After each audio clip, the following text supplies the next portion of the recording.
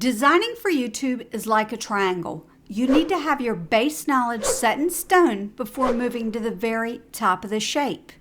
Today's simple skill is about how to change the colors of Canva graphics.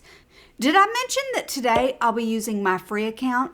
Canva has made some fantastic changes for their free members, and I want to showcase those in this lesson too.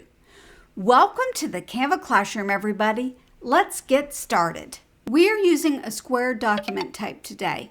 On your left-hand panel in the search bar, type in the keyword green to yellow gradient.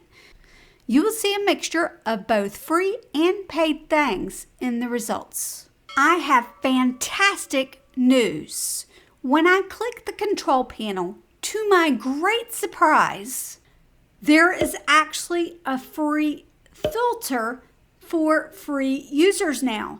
So we've got all of these photos are here for free. These graphics are here to look at. Oh, look, there's some videos to look at. This is fantastic. When we look at graphics, there is this awesome element, green to yellow gradient. Watch here. I'm going to type in peach for one side, and let's go to another, and it gives a very unique look. I actually like using neon colors instead. Watch this. We're going to left click and drag that all the way down. But this is an element, not an image. It's not going to take over the background. I can actually still move it even after I click out of it. But one great thing about this element is you can change the look simply by flipping it vertically. Let's look at the next one. This one is called Gradient Yellow. And I'm going to star it so that I can come back to it later. If you go here to your More section and then go to Folders, they've added that. You can now use your folders here as well. That's fantastic. But you can click your starred folder, and here you'll be able to pull it anytime you want from there.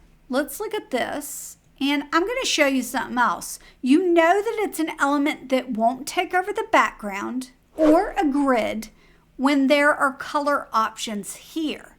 Even if there's an edit image feature, if I right click it, there's no spot to place as background. Drag it down again, and we're going to change the color of this one. Might as well stick with the neon theme. Let's use that color for that side, and we can use that color for that side, or even the yellow is fun. So just try different shades and see what you like. Let's move on to this one.